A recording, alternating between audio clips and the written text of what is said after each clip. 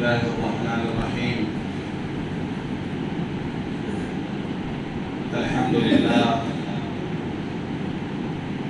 अल्हम्दुलिल्लाहि रब्बिल आलमीन वस्सलातु वस्सलामु अला सय्यिदिल अंबिया'i वल मुरसलीन व खातिमिन नबिय्यीन सय्यिदना मुहम्मदिन व आलिहि व सहबिहि अजमईन वमन तबिअहुम बिइहसानिन व दआ बिदअवतिहिम इला यौमिद्दीन। अम्मा बाद, क़ाल अल्लाहु सुब्हानहु व तआला फ़िल क़ुरआनिल मजीद वल फ़ुरक़ानिल हमीद। अऊज़ु बिल्लाहि मिनश शैतानिर रजीम। बिस्मिल्लाहिर रहमानिर रहीम। व अम्मा मन ख़ाफ़ मक़ाम रब्बिही व नहा नफ्स अनिल हवा फ़इन्नल जन्नत हियल मअवा। व क़ाल वलिमन ख़ाफ़ मक़ाम रब्बिही जन्नतान।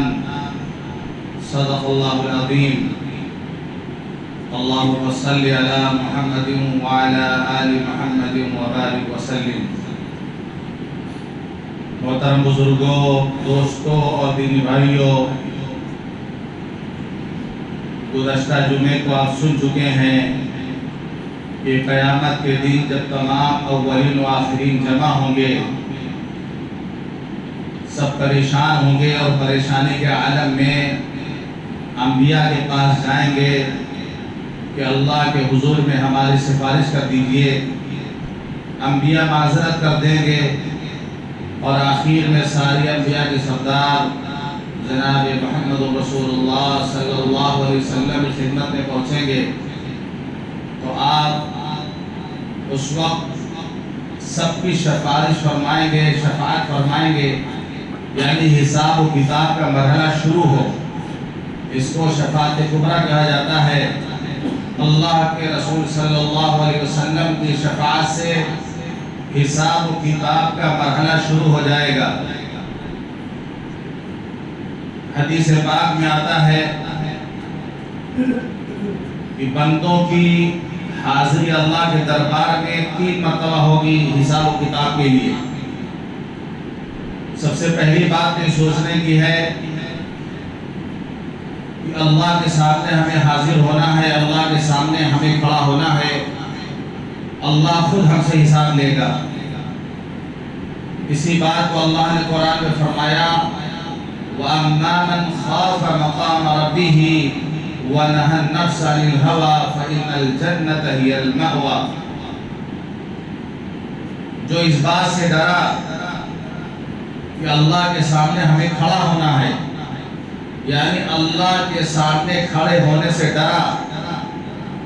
जिंदगी में याद रखें इस बात को कि कल क़यामत के दिन हमें अल्लाह के सामने खड़ा होना है और अपनी ज़िंदगी का हिसाब देना है। इस चीज़ को सामने रखकर जिसने अपनी ज़िंदगी को गुजारा, वनहा नफ्स अनिल हवा, और अपने आप को नफ्सानी ख्वाहिशात से उसने बचाया, फ़इन्नल जन्नत हियल मअवा, उसका ठिकाना जन्नत है। सूरह रहमान में अल्लाह फरमाता है, वलिमन ख़ाफ़ मक़ाम रब्बिही जन्नतान। जो अल्लाह के सामने और अपने रब के सामने खड़े होने से डरेगा, उसके लिए 2 बाग हैं, उसके लिए 2 जन्नतें हैं, उसके लिए 2 बाग हैं। तो कल क़यामत के दिन हर एक को अल्लाह के सामने खड़ा होना है और अल्लाह के सामने हिसाब देना है। एक दरबार लगा होगा और अल्लाह खुद हिसाब लेगा और बंदों को पेश किया जाएगा। तो हिसाब किताब का जब अमल शुरू होगा तो हदीस पाक में आता है, युअदुन नासु यौमल क़ियामति सलास अज़ातिन। लोग क़यामत के दिन अल्लाह के सामने 3 मरतबा पेश होंगे। फ़अम्मा अज़तान फ़जिदालुन व मआदीर। पहली पेशी जो होगी उसमें इंसान अल्लाह से झगड़ा करेगा। कुफ़ार अल्लाह से झगड़ा करेंगे, वो कहेंगे कि हमारे पास कोई नबी नहीं आया था, हमें नहीं मालूम था, कोई नबी हमारे पास आपका पैगाम लेकर के नहीं आया। यानी झूठ बोलेगा अल्लाह के सामने, ये इंसान झूठ बोलेगा अल्लाह के सामने जाकर। अल्लाह अंबिया को बुलाएंगे, अंबिया आएंगे, अल्लाह उससे पूछेगा क्या तुमने मेरा पैगाम इन तक नहीं पहुंचाया? अंबिया कहेंगे अल्लाह हमने आपका पैगाम पहुंचा दिया था।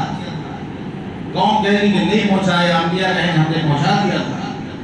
झगड़ा इसी बात पर हो रहा होगा।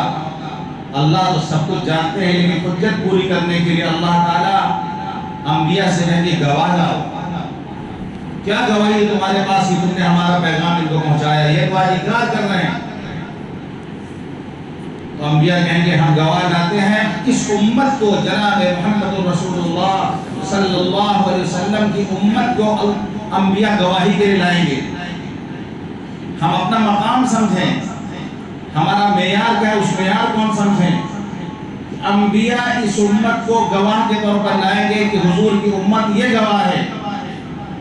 इस उम्मत को बुलाया जाएगा गवाही के लिए, तो वो इनकार करेंगे, कहेंगे तो हमारे दौर में लोग नहीं थे, ये कैसे गवाही दे सकते हैं? ये तो बाद में आए हैं, हमारे बहुत बाद में आए हैं लोग, ये कैसे गवाही हमारे मामले में दे सकते हैं? तो ये उम्मत कहेगी कि हम इस बुनियाद पर गवाही देते हैं कि हमारे नबी सल्लल्लाहु अलैहि वसल्लम ने ये बताया था, ये बताया था, हमें मालूम था कि अंबिया भेजे गए हैं। ये बात हमारे नबी ने हमें बताई थी। हुजूर सल्लल्लाहु अलैहि वसल्लम को गवाही के लिए बुलाया जाएगा कि आपने अपनी उम्मत को बताया था, ये बताई थी ये बात। तो हुजूर सल्लल्लाहु अलैहि वसल्लम गवाही देंगे कि हमने अपनी उम्मत की बात बताई थी, और इसलिए बताई थी कि अल्लाह आपने कुरान में खुद बयान फरमाया अंबिया के वाक़या, आपने बताया है तो हमने अपनी उम्मत को बताया है। ये जो है जिदाल हो रहा होगा, झगड़ा हो रहा होगा। बहरहाल जब ये गवाही हो जाएगी तो वो हार जाएंगे झूठ बोलने को, चूंकि झूठ कभी कामयाब नहीं हो सकता है। उसके बाद दरबार उठा दिया जाएगा, बिसात लपेट दी जाएगी। ये पहली पेशी होगी जो झगड़े बहस और मुबाहिसे पर खत्म होगी। फिर दूसरी पेशी होगी माज़ीर, माजरत करेंगे। वही कुफार जो कल झगड़ रहे थे और कह रहे थे कि हमको कुछ नहीं मालूम था, आज वो उज़्र पेश कर रहे होंगे। फ़अतरफ़ू बिज़ंबिहिम, वो अपने गुनाहों का एतराफ़ करेंगे, एतराफ़ करेंगे कि जो है हमसे गुनाह हुआ है, हम नादान थे, हम बेवकूफ़ थे, हम नहीं जानते थे, हमें मालूम नहीं था, हमारे बड़ों ने हमें गुमराह किया, यानी अल्लाह के सामने उज़्र पेश कर रहे होंगे। तो अम्मा अवतान फजिदालुन मआरीद, दो पेशियां जो होंगी वो झगड़ा और उज़्र पर खत्म होंगी। उसके बाद फिर दरबार उठ जाएगा। अम्मा अल-अरदतु सालिसा, फिर तीसरी मर्तबा पेशी होगी। फ़इंद ज़ालिका ततीरु शौफ़ ऐदी, उस वक्त नामे आमाल को उड़ाया जाएगा। तीसरी जब पेशी होगी तो उस वक्त नामे आमाल को उड़ाया जाएगा। लोगों के हाथों में फ़आख़िज़ुम बियमीनिही व आख़िज़ुम बिशिमाली, कोई अपना नामे आमाल दाएं हाथ में लेगा, कोई नामे आमाल बाएं हाथ में लेगा। जिसका नामे आमाल उसके दाएं हाथ में मिला वो कामयाब हो गया, जिसका नामे आमाल उसके बाएं हाथ में नाकाम हो गया। अल्लाह फरमाता है फ़अम्मा मन ऊतिया किताबहु बियमीनिही फसौफ युहासबु हिसाबन यसीरा व यनक़लिबु इला अहलिही मसरूरा, जिसका नामे आमाल उसके दाएं हाथ में मिलेगा तो उसे आसान हिसाब लिया जाएगा और वो अपने घर वालों को खुश वापस लौटेगा। व अम्मा मन ऊतिया किताबहु वराअ ज़हरी, और जिसको उसका नामा अमाल पीठ की जानिब से दिया जाएगा, यानी बाएं हाथ में दिया जाएगा। फसौफ यदउ सुबूरा, वो मौत को पुकारेगा कि मौत आ जाए, हम मर जाए बस। उससे कहा जाएगा ला तदउल यौमा सुबूरन वाहिदा वदउ सुबूरन कसीरा, एक मौत को मत पुकारो, बहुत सारी मौत को पुकारो, मौत तो आने वाली अब नहीं है, पुकार लो जितना मौत को पुकारना है। एक मौत को क्या पुकारते हो? वदउ सुबूरन कसीरा, बहुत सारी मौत को पुकार लो तुम। वयस्ला सईरा, फिर उसको जहन्नम में डाल दिया जाएगा। सूरह हक़ में अल्लाह फरमाता है फ़अम्मा मन ऊतिया किताबहु बियमीनी, जिसका नाम है आमाल उसके दाहिने हाथ में दिया जाएगा। यक़ूलु हाउम क़रऊ किताबिया, वो लोगों से कहेगा मेरा नाम अहमद पकड़ो। जैसे कोई तालिब इल्म फर्स्ट आ जाए, आला नंबरात से पास हो, वो अपने दोस्तों को अपना रिजल्ट दिखाता है, देखो मेरा नंबर देखो, मेरा रिजल्ट देखो, और दिखाता फिरता है लोगों से, घर वालों को, रिश्तेदारों को अपना रिजल्ट दिखाता है। हाउ मुकरो किताबिया, देखो पढ़ो, फिर पढ़ो मेरा हिसाब। इन्नी ज़नन्तु अन्नी मुलाक़ी हिसाबिया, मुझे मालूम था कि मुझे हिसाब देना है। इसी दिन के लिए हमने तैयारी की थी, मुझे मालूम था कि मुझे हिसाब देना है। फ़हुवा फ़ी ईशतिर रादिया, वो अपनी पसंदीदा जिंदगी में होगा। फ़ी जन्नतिन आलिया, ऊंचे ऊंचे महल में होगा, ऊंची जन्नत में होगा। कुलू वशरबू हनीयम बिमा अस्लफ्तुम फ़िल अय्यामिल खालिया, उससे कहा जाएगा तुम मजे से खाओ पियो, आराम के साथ खूब मजे से खाओ पियो, उसके बदले में जो तुमने खाली दिनों में जो अमल किया उसके बदले में तुम आज मजे से खाओ पियो। वअम्मा मन ऊतिया किताबहु बिशिमाली, जिसका नाम है अमाल उसके बाएं हाथ में मिलेगा। यक़ूलु या लैतनी लम ऊता किताबिया, वो कहेगा काश मेरा नाम है अमाल मुझे दिया ही न जाता। वलम अदरी मा हिसाबिया, मैं नहीं जानता कि मेरा हिसाब क्या हो, मुझे पता ही नहीं चलता कि मेरा क्या हिसाब है। या लैतहा कानतिल क़ादिया, काश की मौत ही पर मामला खत्म हो चुका होता, यानी मौत ही सारा मामला खत्म कर देती, हिसाब न देना पड़ता, मौत ही पर सारा हिसाब निपटा जाता। मा अगना अन्नी मालिया, मेरे माल ने मुझे कोई फायदा नहीं पहुंचाया। मा अगना अन्नी मालिया, मेरे माल ने मुझे फायदा नहीं पहुंचाया। हलक अन्नी सुल्तानिया, मेरी चौधराहट ने मुझे बर्बाद कर दिया, मेरे कर्रो फर ने, मेरी बड़ाई ने मुझे बर्बाद करके रख दिया। अल्लाह फरमाए खुदूहु फगुल्लू, पकड़ो इस नालायक को, पकड़ो इस कमबख्त को, और जो है आग डाल दो, तुम जहीम सल्लू, फिर इसको जहन्नम में फेंक दो। तुम फी सिलसिलतिन ज़रउहा सबूना दिरहम फस्लुकू, फिर उसको 7 गज लंबी जंजीर में इसको जकड़ दो। ये है दाएं और बाएं का मामला, जिसको अस्हाबुल यमीन कहा गया, अस्हाबुल शिमाल कहा गया। ये दाहिने वाले और बाएं वाले सूरह वाक़िया में हज़रत आयशा ने पूछा अल्लाह के रसूल फसौफ युहासबु हिसाबन यसीरा, कि अल्लाह उनसे आसान हिसाब लेगा। आसान हिसाब का मतलब क्या है? अल्लाह के रसूल फरज़ालिकल अर्ज़, बस वो पेशी होगी, बस बंदा अल्लाह के सामने जाएगा नामा अमल लेके, बस नजर डाली जाएगी और उसके बाद आगे भेज दिया जाएगा उसको, बस एक पेशी होगी। ये आसान हिसाब, यानी उससे कोई सवाल जवाब नहीं होगा। जैसे मिसाल के तौर पर एक छोटी सी मिसाल आप समझें कि आप बाहर मुल्क कहीं जा रहे हो, कई लोग आपके साथ हों और आप एयरपोर्ट पर जाए, अपना वीज़ा पासपोर्ट दिखाएं और दिखाने के बाद सब आप स्टैंप लगा के आप अपना सामान लेके चले गए। दूसरा आदमी गया, अपना वीज़ा पासपोर्ट दिखाया, उसको देखने के बाद कहा भाई साइड आओ, थोड़ा साइड में आओ, तो उसकी तो उस वक्त जो पसीना छूट जाएगा उसका। दुनिया की बात कर रहा हूँ मैं, एयरपोर्ट पर रोक दिया गया, पसीना छूट जाएगा उसका। क्यों? अब उसको रोक लिया गया, कोई मामला उसके साथ है, हो सकता है कहीं झगड़ा वगड़ा किया हो और जो है उसके पास कोई मुकदमा दर्ज हो और जो वहाँ शिकायत पहुंची इसलिए रोका गया, या कोई ऐसा सामान रखा जो पकड़ा जाने वाला जो नहीं ले जाना चाहिए, लेकिन जिस वक्त उसको रोका जाएगा तो पूरा बदन उसका पसीना से भीग जाएगा डर से। ये एक मामूली सी मिसाल हम दे रहे हैं। तो हजरत आयशा ने पूछा अल्लाह के रसूल आसान हिसाब का मतलब क्या है? फरमाया ज़ालिकल अर्ज़, वो पेशी होगी, बंदा अल्लाह के सामने जाएगा, बस अल्लाह देखेगा नाम अमल आगे भेज देगा उसको, ये है आसान हिसाब। फमन नूक़िशल हिसाब यौमल क़ियामा, या आयशा, हालांकि आयशा उस दिन जिससे हिसाब लिया गया वो हलाक हो जाएगा। पूछ अगर हो गई, बस रोक लिया अल्लाह ने, रुको ये हिसाब दो, हलाक हुआ। तो आसान हिसाब का मतलब ये कि बस नजरअंदाज कर दिया, अल्लाह उसको जन्नत में भेज दे।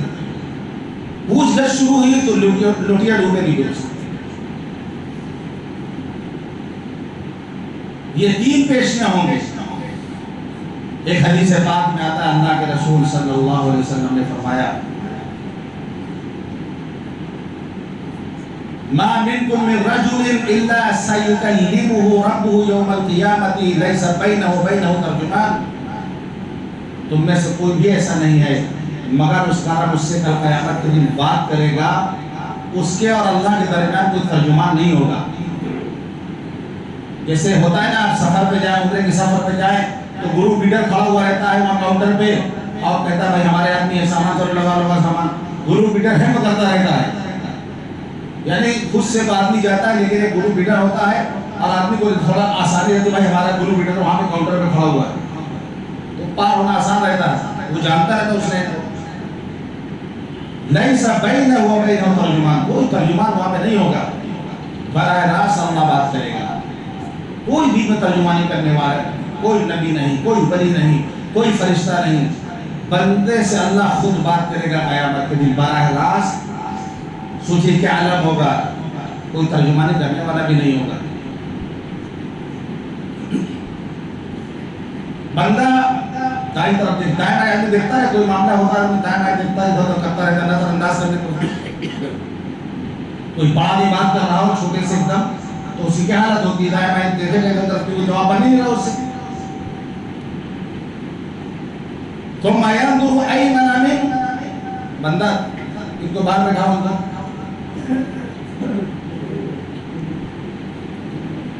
ये क्यों आते हैं अंदर में, इसी तरह पूरी जगह भरी हुई फिर भी घुस-घुस के आते हैं लोग। बहुत गलत बात है, जो लोग भी बाद में आते हैं वो बाहर जहाँ जगह मेरे बैठ जाया करें, वो अंदर आते हैं उससे तो डिस्टर्ब होता है और बिल्कुल मना है, सख्ती के साथ मना है, बल्कि वही राय है ऐसे लोगों पर जो लोगों की गर्दन फैलाते जुम्मा में, इससे पहले बार बार कहा बिल्कुल।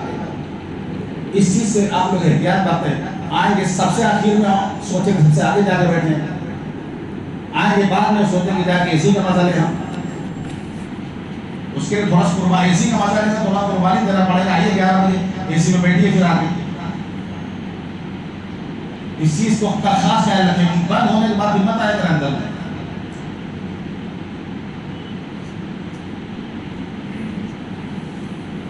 अब बंदा दाईं तरफ देखेगा तो उसको अपना अमल नामा नजर आएगा, बाईं तरफ देखेगा उसका अमल नामा उसको नजर आएगा, दाएं तरफ भी अमल नामा, बाईं तरफ भी अमल नामा। सामने देखेगा जो जहन्नम का इस्तेमाल कर रही है, वो जहन्नम नजर आ रही है सामने, कोई तर्जुमान बीच में नहीं है, मंजर का अंदाजा लगाया, कोई बीच में तर्जुमान नहीं है, बंदा खड़ा है अल्लाह के सामने, दाईं तरफ उसके अमल नामा, बाईं तरफ अमल नामा, सामने देख रहा है जहन्नम उसका इस्तेमाल कर रही है। अब आगे अल्लाह के रसूल क्या फरमा रहे हैं, मशवरा क्या दे रहे हैं, मन इस्तताअ मिनकुम अन यक़िया वजहहु अन्नार, तुम में से जो भी अपने चेहरे को जहन्नम की आग से बचा सकता है, वलौ बिशिक्कि तमरतिन, चाहे खजूर के टुकड़े ही के जरिए क्यों ना हो, फल या फल, उसको अपना को बचा लेना चाहिए।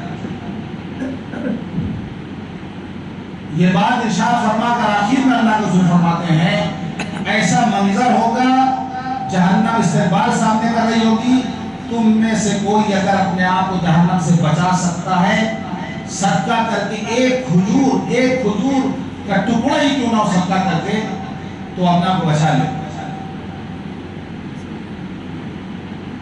जो माल अल्लाह ने दिया है इसमें ज़कात के अलावा सदका नाफिला भी है कि आदमी बीच में सदका करता रहे, सदके से बलाएं टलती हैं, बीमारियों का इलाज होता है, दर्जात बुलंद होते हैं, सवाब मिलता है, मान भी कम नहीं होता सदका करने से।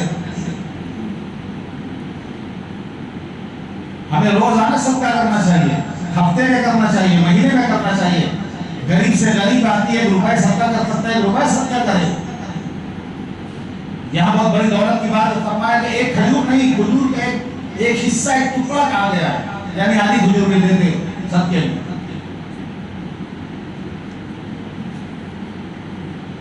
अल्लाह ताला सूरह मुनाफिकून में फरमाता है, वअनफिकू मिम्मा रज़क़नाकुम मिन क़ब्ल अन यातिया अहदकुमुल मौत फयक़ूल रब्बी लौला अख़रतनी इला अजलिन क़रीब फअस्सद्दक़ व अकुन मिनस सालिहीन।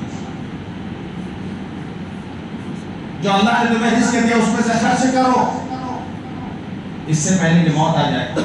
मौत आने से पहले जो अल्लाह ने रिस्क दिया उसमें से खर्च करो। मरने के बाद आदमी कहेगा लौला खर्चनी, अल्लाह आप और मोहलत दे देते,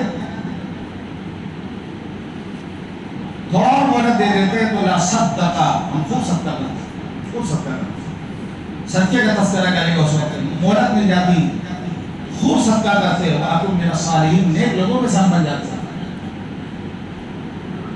लेकिन उस वक्त कहने से कोई फायदा नहीं। तिरमिज़ी शरीफ की रिवायत है, तिरमिज़ी शरीफ की रिवायत है, अल्लाह के रसूल सल्लल्लाहु अलैहि वसल्लम ने इरशाद फरमाया, इंसान अल्लाह के सामने बकरी के बच्चे की तरह पेश होगा। यानी जैसे बकरी का बच्चा बिल्कुल कमजोर होता है, ज़ईफ होता है, नाकर होता है, बेहैसियत होता है, इस तरह अल्लाह के सामने इंसान पेश होगा। बकरी के बच्चे की तरीके से उसको अल्लाह के सामने खड़ा किया जाएगा। कोर्ट में आदमी जाता है खड़ा होने के लिए, जो गया होगा उसका अंदाजा कर ले क्या हालत होगी उसकी, आधी जान तो पहले निकले रहे। बकरी के बच्चे की तरह इंसान होगा, अल्लाह के सामने खड़ा किया जाएगा। अल्लाह उसे फरमाएंगे, मैंने तुम्हें माल दिया था, अज़राए करम दिया था, तुम पर हमने इनाम किया था, उस माल का तुमने क्या किया? वो बंदा कहेगा अल्लाह हमने उसको जमा करके रखा, उसको जमा करके रखा, उसको हमने बढ़ाया और उसको छोड़ा उससे ज्यादा जितना कि वो था। यानी जितना आपने दिया था हमने बड़ी मेहनत की, बढ़ा करके खूब ज्यादा किया, तो जितना तो उससे बढ़ा के छोड़ के हम आए जितना आपने दिया था। अब हमको इजाजत दीजिए, हम जा रहे हैं दुनिया में, पूरा माल लेके बस आते आपके पास। बंदा कहेगा इजाजत दीजिए, हम जाते हैं दुनिया में, पूरा माल आपके पास लेके हम वापस आते हैं। अल्लाह कहेगा नहीं, नामे अमल दिखा, आगे जो तुमने उस माल में से भेजा है, आगे जो भेजा वो दिखाओ। फिर वो कहेगा अल्लाह आपने जो माल दिया था हमने उसको बढ़ाया, उसको जमा किया, इस हाल में छोड़ के आए कि वो ज्यादा था, यानी उसको बढ़ा के हमने ज्यादा कर दिया था, ज्यादा छोड़ के हम आए, आप इजाजत भी दीजिए, हम जाकर उसको पूरा माल लेके आते हैं। अल्लाह फरमाएगा नामे अमल में दिखाओ, जो तुमने पहले भेजा वो दिखाओ। छोड़ क्या उसकी बात मत करो, क्या छोड़ क्या उसकी बात मत करो, क्या आगे भेजा उसकी बात करो। यौमइदिन युनब्बउल इंसान यौमइदिन बिमा क़द्दम व अख़र।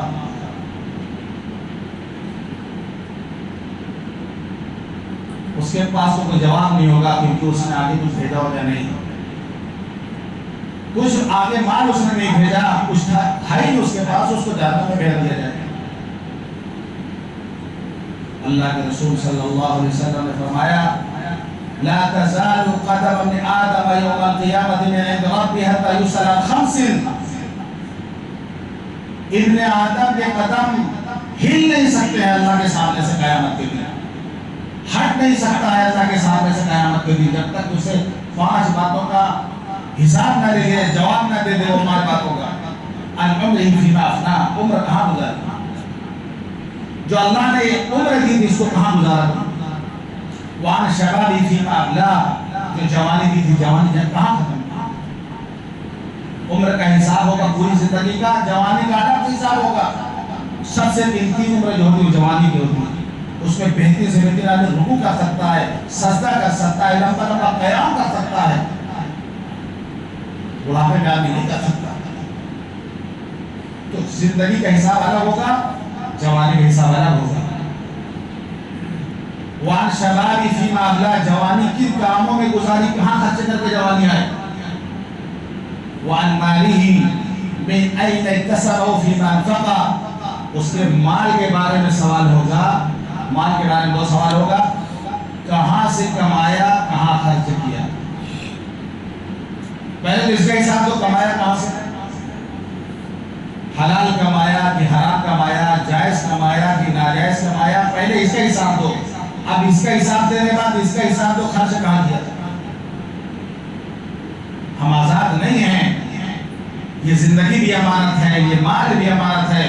ये नहीं कि ज़िंदगी हम जहाँ चाहे गुजार के कोई पूछने वाला नहीं होगा, जवानी जहाँ चाहे गुजार के चले कोई सवाल करने वाला नहीं होगा।